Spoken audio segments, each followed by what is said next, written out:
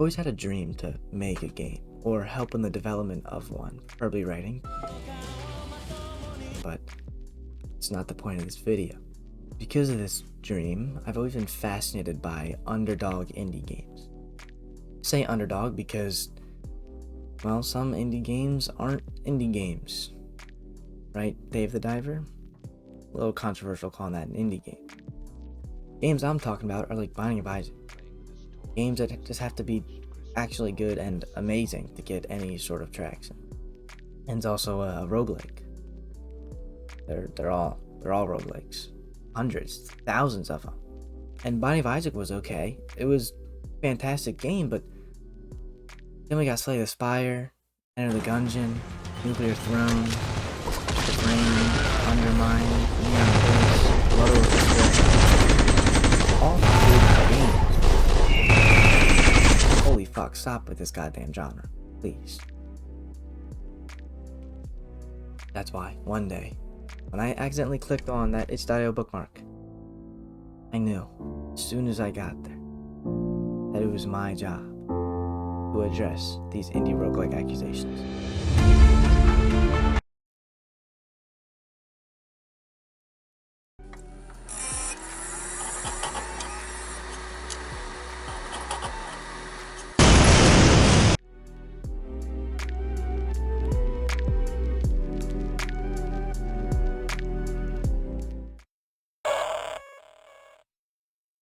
For the first game on this list, I actually enjoyed it a lot more than I thought I would have. Now, I never got past the second level. It really just boils down to game hard, me bad. But it's a great and quick 8-bit style game, and everything fits the style. The music, sprites, animations. The lighting mechanic's really interesting, and I like the little silhouette thing they got going on when they get just outside of the light. Early on, I'd run out of arrows and have to navigate through the dark, end up impaling myself on a Viet Cong style trap setup, and then you got some upgrades. Then it's all cool. Something really small that for some reason doesn't really sit right with me while playing is the invincibility frames seem just like milliseconds too short. Like I said, something small but oddly noticeable. And I gotta be honest, it doesn't seem like there's a whole lot here. But overall, it's a great game, and if you're sifting through the endless void of these, it's quick fun, and who knows what's in store later on in the levels. I just got a good bit of these to go through, so I'm not going to spend too much time on all of them. But, like I said, for this being the first game I'm playing on the list, my expectations actually got higher a lot more for the rest of these. Let's see if they hold up.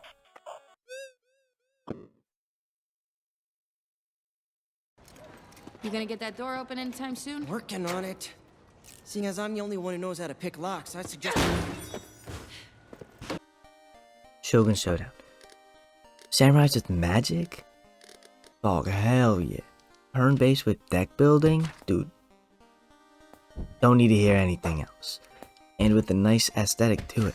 Same with the roguelite, everything seems in place, and it all fits into what you think. The sound, the sprites, the animations, it's a cute game, and there's a nice rhythm to it when you get the hang of it. I do wish there was more to do with combos. It feels like it should be way more rewarding when you chain attacks together, especially when you clear 2 to 3 or even a whole level of enemies at a time.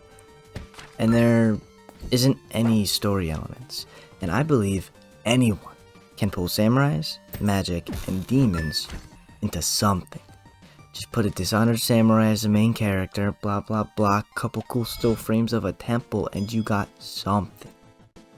Nice leveling system with different characters I have yet to unlock, but I plan on doing.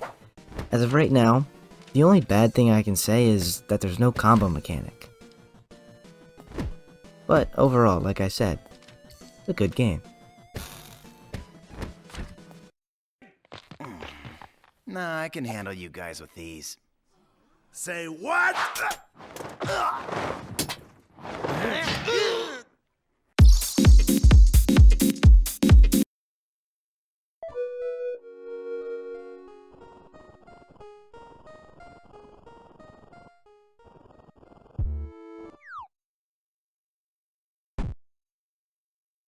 Into Ruins. This game offers the most randomized playthroughs out of any of the roguelikes so far. And has great atmosphere. That's actually the one thing it boasts about. For a good reason. This game is made for Pico 8, a fictional console, which gave me an air of mystique around the game. And the foreboding atmosphere gives me an oddly creepy vibe to this game, like some Lost Media type stuff. The light mechanics and amazingly randomly generated levels kept that going. That's something I didn't talk about with the other games yet. They all had patterns in the levels, and no matter how they switched the order up, the rooms became routine. Or the enemy pattern did, etc. You know what I mean. This one does random generation very well, with the items being randomized. The red orb could be health on one run, while the next it teleports you, like Binding of Isaac pills. And, like I said, atmosphere. If you're looking for a more atmospheric, grim roguelike, I'm making this video, I don't even know the difference. Oh no. Try this one out.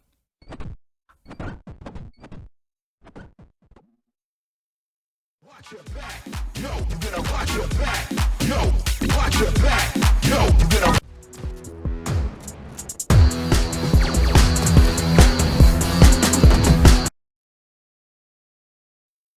Holy shit, this game's amazing. Someone that puts this much effort into an itch.io page already gets my respect. I mean, look at this. Oh, well, who can hate on some inspiration? I can't, because this game is amazing, fantastic, a holy grail lying among gay furry visual novels. This aesthetic is... I'm running out of synonyms for amazing now. All these games so far have had a slow pace, to no fault of their own, and movement shooters are my shit, so I love the change of pace here. The graphics are good, and this is also the first 3D game today, and I'm happy it is. It's a shame that the game moves so fast, you can't really stop and look at the models, because if you do, you die. You are constantly losing health while playing, and you gain it from killing enemies. Simple concept, but loved. By me. A lot. Movement is amazing. Soundtrack follows the pace of the game and gets you in the groove. Visuals, while unable to be fully appreciated, look amazing. They got that robot goo. Classic. Enemy designs are nice. While not too many of them, I like the designs and functionality of them. The kick looks odd, and I love to use that kick. It just looks a little slow for everything else your character does, like the sliding and the dash, which, by the way, surprise, feel amazing. Even down to the strafing. And when you get to the end of the 3-stage demo, they throw up a leaderboard. A leaderboard? Dog, you got me already. Now I gotta hop back on this game and get in that top 10. There's also an endless mode for y'all freaks, so try this game out. Support the developer in any way you can, even if it's just a follow. God damn, I love this game so much. And you also play a cute mech girl. And side note, they actually have the OST on YouTube, so that'll be down in the description as well.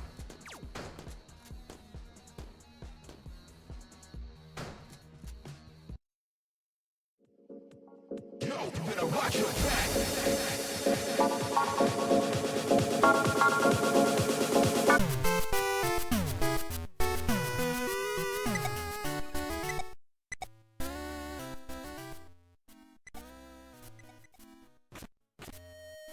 Duck Soup Dungeon. A very cute game, made in 7 days for a game jam, which I didn't know while playing it and made me appreciate the game a whole lot more. It's a simple platforming roguelike with a couple well-designed characters. My personal favorite was Bone Rat. Sorry. Whose name changed to Ratbone at some point. Like I said, the game's simple. Don't expect much for a 7-day development. But the visuals here remind me of Roguelike. No, not because it's 8-bit, because of the lighting. No complaints on the visuals, but the gameplay had some issues. I thought you only had an unlimited number of jumps with the bird character? Makes sense, but no, that's just the game, which really messes with the combat, like Swarm Bug, a bug that spawns little dudes. You can just float over a room and spawn an infinite amount of buddies and clear the room. Roller Pig was fun, just an armadillo. but you can just hold the attack button and bounce on a room full of enemies, because they just swarm you. Even the necromancer guy, who just spawns skeletons. There's no reason for him to rush onto the battlefield. If this game had another week for balancing and tweaks, I'd spend a whole lot more time on it. And this guy, Richard Lems, has a couple other games that look like they really capture the Game Boy spirit too. If you're into that at all, check them out.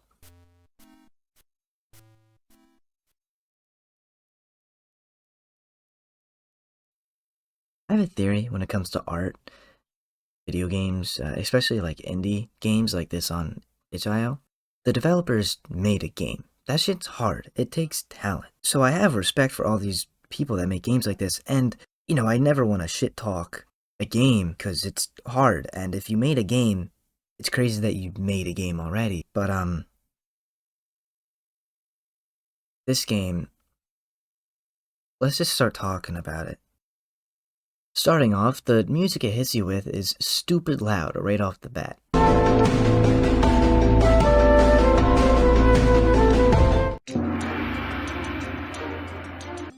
Now, the rest of the game's in normal volume, so at least there's that. Classes don't get described, and either the signs had more than just exposition, or the combat was way too simple. The difference in classes was, well, there was none honestly, or there was, and it was just didn't make sense and too confusing to actually figure out. That's fine. Everything was where it should be, and I know I said that before, but it fit. And that's it. It fit. There was this cute fox sprite. It's a gnoll that you kill countless of. In 30 minutes, I met one ghost with dialogue.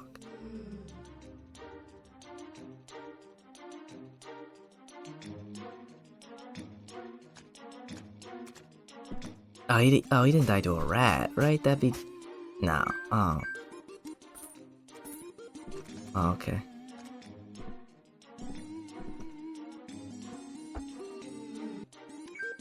Yeah, so the quest reward was a sword. I'm a rogue, and I use daggers. So... Well, at least there's this clip.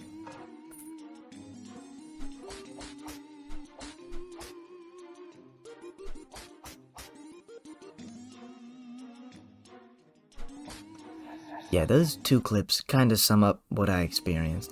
Nothing crazy, no hate, but... yeah. Huh? But once the new guy got into it, he refused to stop fighting too. They don't seem at all alike, but maybe deep down they're two of a kind. How rude. Don't compare me To a guy like him. Anyway, one thing led to another, and before I knew it, I had...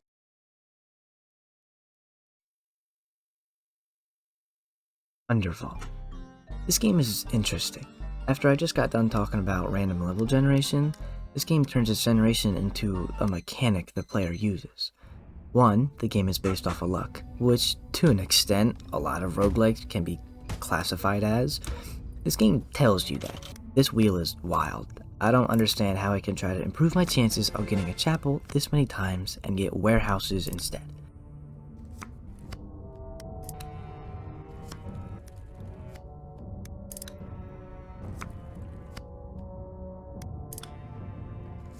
Whatever. Besides that bullshit wheel, this game is really fun, with blood rats, ghosts, and Johnson. In all honesty, the RPG aspects are fun. Level up system is more than enough for me, and more than enough for a roguelike. The problem I always have with these types of difficult games are that I can't really craft a build at all. I'd love to put all my points into evasion and damage over time effects, and be a little rogue. But I'm usually struggling for a weapon and walk around carrying rocks and guitars. In the combat,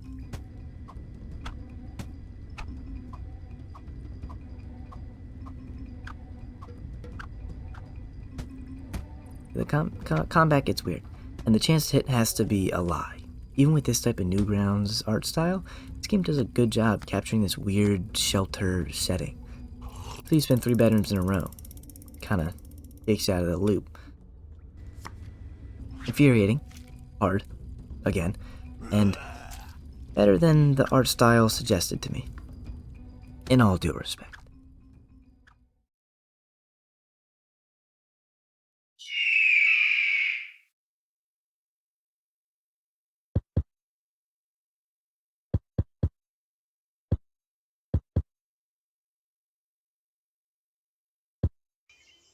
Emerald Woods. Calming, nice, a non-combat survival roguelike. Just based off of the description, I already fuck with it. And the art style is nice here on this side of the page, but these animals aren't animals. You can catch them. I don't know what else to do with them. Eat them, I guess. Hell yeah. It also seems like this game is getting pretty regularly updated and has a little community they got going on. Feel free to join it and support these guys. I'll always advocate for that. Regardless, let's get into the actual game. There's a lot to learn, but the game keeps it calm. It's hard to get too stressed when there isn't any combat. Just a sense of disappointment when you pass out while starving. Build a campfire, cook some meat, explore, fish, farm, find some government facilities in the middle of nowhere with ominous notes. Maybe solve a mystery? Seriously, the mystery this game builds up is actually pretty interesting, because it's oddly, and sadly, very believable. Governmental experiments, I think, on the wildlife here, and you, a lonely, wandering man, is finding all these abandoned structures that you keep squatting in. Or if you don't give a damn about the mystery, this game has some fun, while obviously modest, building. But you can definitely get settled, make a nice little farmstead, some animals, crops, go swimming, all that. Overall, relaxing sandbox roguelike. I tried this out for 30 minutes, got the hang of it pretty quickly. Just pay attention to some tips, a lot of controls. Passed out while swimming and drowned. Try this out if you want something low-key.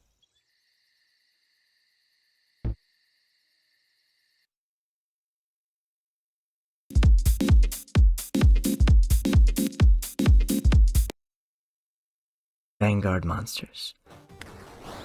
Hey, I'm always down for some cute little dudes, and Digimon-ish auto-battling roguelike? Sounds pretty cool, and it is, but hard, which I am finding out is a pretty common theme here. Yeah. You even build a little village and enslave little guys to work for you. Nice! The sprites are cute, items have interesting abilities, you can evolve them. Positioning matters for both your pets and the enemies. Food can be saved for meals or just ate as is.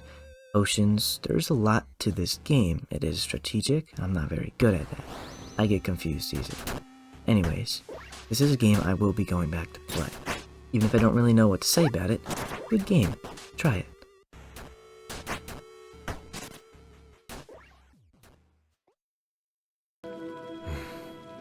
涙がいいだし出してるじゃんよ。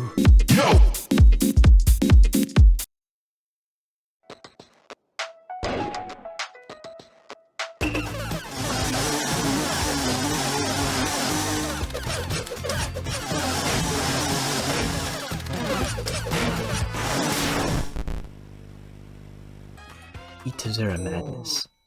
By far, the most polished game on this list, and probably on itch.io.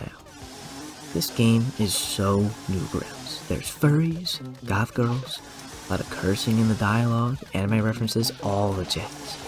But it's good. And, like I said, by far the most polished. Crafting your build is so fun. I accidentally didn't record my first playthrough, but in my second, I played as the goth girl. Got 2 of Dad's chainsaws, ironic, and melted through people.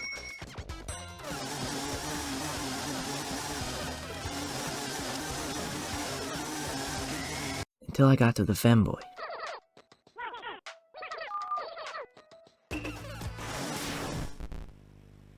Femboy got me.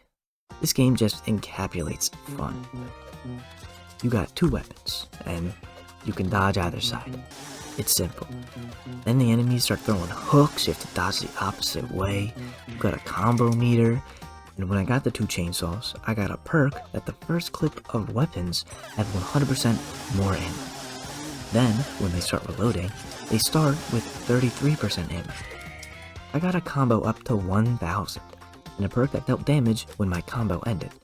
That's one build, in just my second playthrough. And I started with pepper spray and a tuba in that run. The sound effects are funny, characters are funny.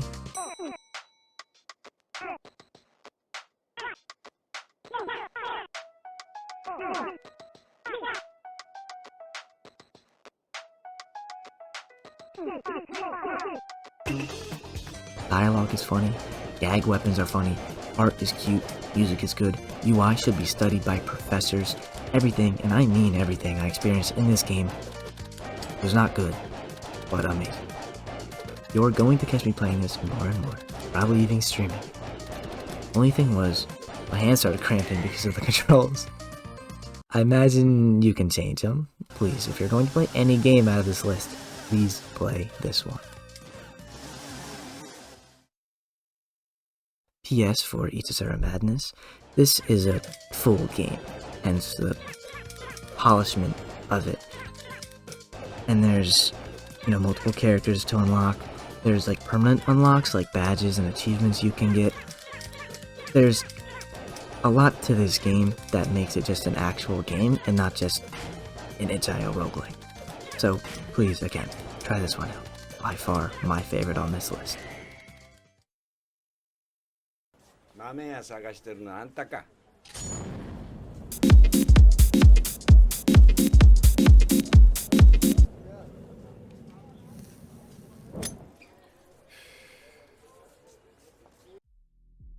Alright, so obviously some great games on that list.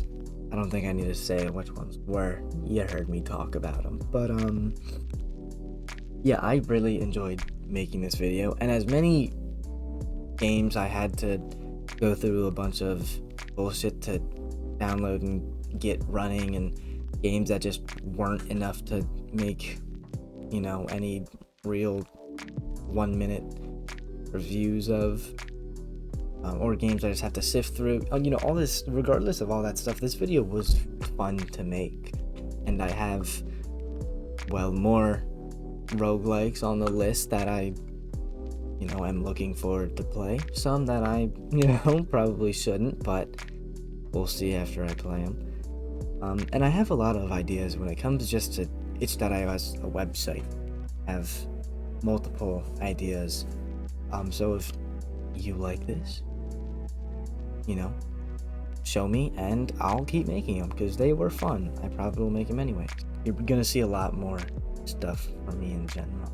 So, if you like anything, stick around. I'd appreciate it. Regardless, even if you watch till the end of this video, I love you. Platonically. But yeah, thank you so much, and I will see you soon.